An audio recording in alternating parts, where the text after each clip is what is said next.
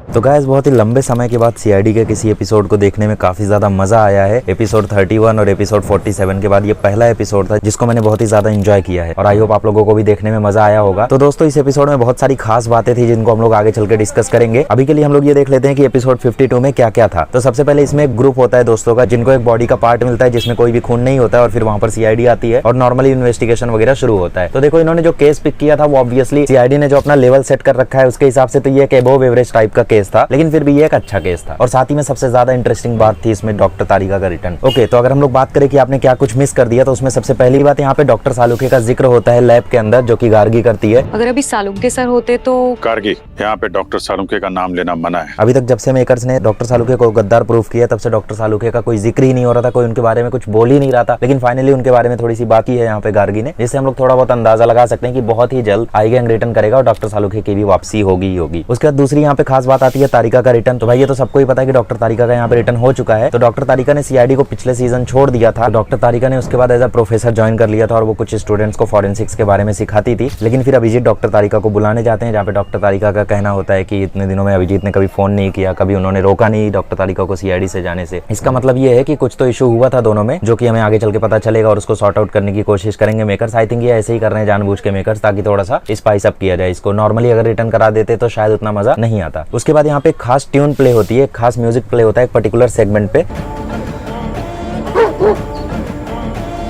Forest search के दौरान। तो ये सेगमेंट शायद आपने इससे पहले सीआईडी 2 में सुना हो, एपिसोड 10 में जिसमें दया पुष्पा बनकर आता है, उसमें भी ये ट्यून को प्ले किया गया था और उस ट्यून को यहाँ पे दोबारा से यूज किया गया है। तो बेसिकली एक खास बात है कि भाई सीआईडी सीजन 2 में जो म्यूजिक इन लोग यूज कर रहे हैं ना, वो बहुत ही ज्यादा अच्छे लेवल के म्यूजिक को यूज कर रहे हैं। मतलब मैं देख रहा हूँ कि लोग हर एक एपिसोड के लिए अपना खुद का एक म्यूजिक को कंपोज कर रहे हैं और उसके बाद उसको यूज कर रहे हैं। चाहे वो एसीपी आयुष्मान का थीम हो, चाहे वो एसीपी प्रद्युमन का थीम हो, चाहे वो सीआईडी का थीम हो, मॉडिफाई करके ही इन लोग यूज कर रहे हैं। पुराने थीम्स को रिपीट नहीं कर रहे हैं। लेकिन अगर एक बार उन लोग वो ओजी सैड थीम बजा देना सीआईडी की,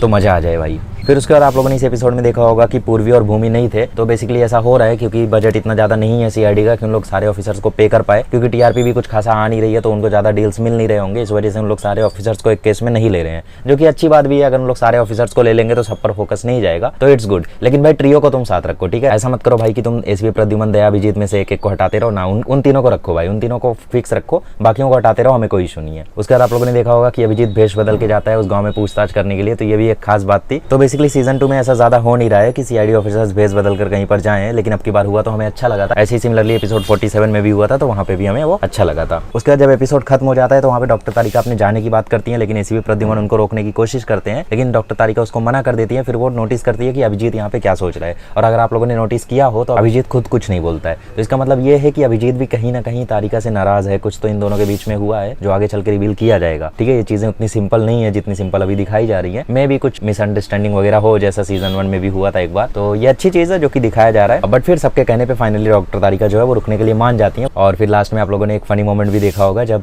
दया अभिजीत से कहता है कि कोई नया फॉरेंसिक एक्सपर्ट ना आ जाए, उस बात का ध्यान रखना। और उसके बाद फिर अभिजीत भी दया के मजे लेता है श्रेया के नाम से। तो ये बेसिकली कुछ इंपॉर्टेंट हाईलाइट्स थी जिनको देखने में बहुत ही ज्यादा मजा आया था। अब देखो इस एपिसोड में क्या ऐसा था जो मुझे बहुत ही ज्यादा खास लगा, किन चीजों के कारण इस एपिसोड को मैं रैंक करता हूँ नंबर 3 पर। नंबर 1 पर भाई हमेशा के लिए मेरे लिए एपिसोड 31 ही रहेगा, जिसमें बारबोजा आकर एसीपी प्रद्युमन को मार देता है, क्योंकि भाई उस एपिसोड की प्रोडक्शन, एपिसोड के सिनेमैटिक्स सब कुछ एक नंबर थे भाई। और नंबर 2 पर रहेगा वो ज्वेलरी वाला केस, जो कि बहुत ही ज्यादा बढ़िया से प्लान किया गया था। उसकी भी सिनेमेटोग्राफी काफी अच्छी थी और बहुत सारा सस्पेंस हुआ था, और एसीपी प्रद्युमन का भी एक तरीके से कमबैक उसी में हुआ था। और नंबर 3 पर मैं इस एपिसोड को रख रहा हूँ क्योंकि इस एपिसोड ने ना भाई सही में मेरे नॉस्टैल्जिक फैक्टर को हिट किया। क्या क्या खास बातें थी? सबसे पहली खास बात इसमें थी भाई कि रॉ इमोशंस थे, जो कि मैं पिछले वीडियो में बोला था कि इमोशंस को रॉ करो भाई। सब कुछ देखकर लग रहा है कि तुम फोर्स्ड होके कर रहे हो, ठीक है। मतलब बेसिकली एक होता है ना कि लोग अपना रियल लाइफ पर्सोना प्ले करने लगते हैं, जैसे सलमान खान हो गए, वो अभी रिसेंटली मूवीज में क्या कर रहे हैं, अपना रियल लाइफ पर्सोना ही प्ले कर रहे हैं। तो बेसिकली रॉ इमोशंस इसीलिए यहाँ पे भी नहीं आ पा रहे थे क्योंकि एसीपी प्रद्युमन दया अभिजीत एक तरीके से बस किए जा रहे थे एक्टिंग, ठीक है। उतना ज्यादा रॉ तरीके का इमोशन निकल के नहीं आ पा रहा था। लेकिन कल कई सारे ऐसे मोमेंट्स थे जहाँ पे रॉ इमोशंस निकल कर आए, और कल के एपिसोड में जेन्युइनली बहुत सारे फनी मोमेंट्स थे। जैसे पहले जब एसीपी प्रद्युमन अभिजीत को बोलते कि ठीक है बुला लो डॉक्टर तारिका को, अभिजीत वहीं पर गायब हो जाता है। और लास्ट में भी कुछ फनी मोमेंट्स थे जब अभिजीत और दया बात करते हैं, और बीच में भी बहुत सारे फनी मोमेंट्स थे। तो वो चीज बहुत ही ज्यादा अच्छी लगी थी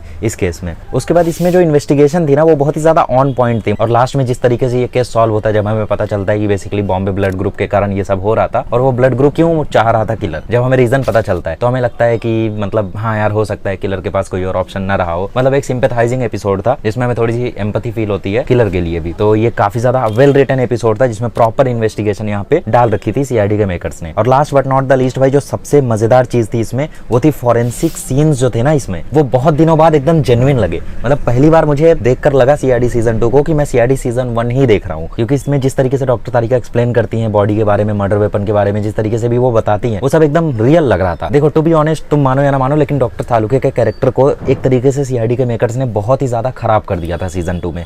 क्योंकि भाई डॉक्टर सालुके कुछ भी हरकतें करता था बीच बीच एपिसोड्स में, आपने देखा होगा। साथ ही में उसके लुक्स को भी काफी ज्यादा गलत कर दिया था यहाँ पे सीआईडी के मेकर्स ने। काले बालों काले मूंछ दाढ़ी में वापस लाना चाहिए डॉक्टर सालुके को, क्योंकि भाई वो लुक उन पर जम नहीं रहा है डॉक्टर सालुके पर। डॉक्टर सालुके के ऊपर लुक्स उतने ही जम रहे हैं जितना अभिजीत के ऊपर ये जैकेट जमती है। ठीक है, अभिजीत को ब्लेजर में लाओ और डॉक्टर सालुके को पुराने लुक, किसी भी पुराने लुक में लेकर आओ, पुराने लुक सारे ही हो जीते डॉक्टर सालुके के, लेकिन ये नया वाला लुक कुछ खास नहीं है भाई। So yes, after very long time forensic scenes जो थे वो काफी ज्यादा रियल लगे और काफी ज्यादा अच्छे लगे देखने में। तो ये बहुत ही वेल रिटन एपिसोड था एंड इसके लिए मैं बहुत ही ज्यादा अप्रिशिएट करना चाहूंगा मेकर्स को। और साथ ही में ये भी है कि भाई अब जो टीआरपी आएगी सीआईडी की वो पोस्ट आईपीएल की होगी, मतलब उस समय आईपीएल नहीं चल रहा था, खत्म हो चुका था। तो आई थिंक अब जो टीआरपी आएगी सीआईडी की वो 0.5 0.6 आ सकती है, लेकिन कहीं अगर 1+ चली जाए ना सीआईडी की टीआरपी तो उससे ज्यादा कुछ चाहिए नहीं भाई। दैट्स इट भाई, शो आराम से 2 साल तक फिर सस्टेन करेगा। ओके, तो एक और चीज मैंने यहाँ पे ऑब्जर्व की कि लोग अननेसेसरीली हेट कर रहे हैं अभिजीत और तारिका की जोड़ी को। मतलब कुछ लोग ऐसा बोल रहे हैं कि अभिजीत और तारिका का वही फ्लर्टिंग मोमेंट, रोमांटिक मोमेंट कब तक इन लोग दिखाएंगे। और साथ ही में इस चीज को भी हेट कर रहे हैं कि अभिजीत दया से बोल रहा है कि श्रेया भी तो वापस आ गई। मतलब एक तरीके से उन लोग ये बोलना चाह रहे हैं कि जैसे श्रेया ऑलरेडी मैरिड है तो अभिजीत बेसिकली दया को क्यों मोटिवेट कर रहा है उसके पास जाने के लिए। आई थिंक अननेसेसरीली हेट यहाँ पे देना जरूरी नहीं है। हो सकता है लाइफ चेंज हो गई हो श्रेया की, उसके हस्बैंड से वो सेपरेट हो गई हो, कुछ भी पॉसिबल है भाई। तो ये अननेसेसरी हेट देना बंद करो। और बेसिकली जो लोग बोल रहे हैं कि मतलब अभिजीत और तारिका का जो भी मोमेंट है वो क्रिंजी लगता है, अनवांटेड लगता है, ऐसा नहीं है भाई। उनके मोमेंट्स अभी भी अच्छे लगते हैं और रिलेशनशिप कितनी भी सीरियस हो जाए, फ्लर्टिंग तो होती है उसमें। सो आई डोंट थिंक भाई यहाँ पे कुछ भी गड़बड़ है। जो भी है सब सही है,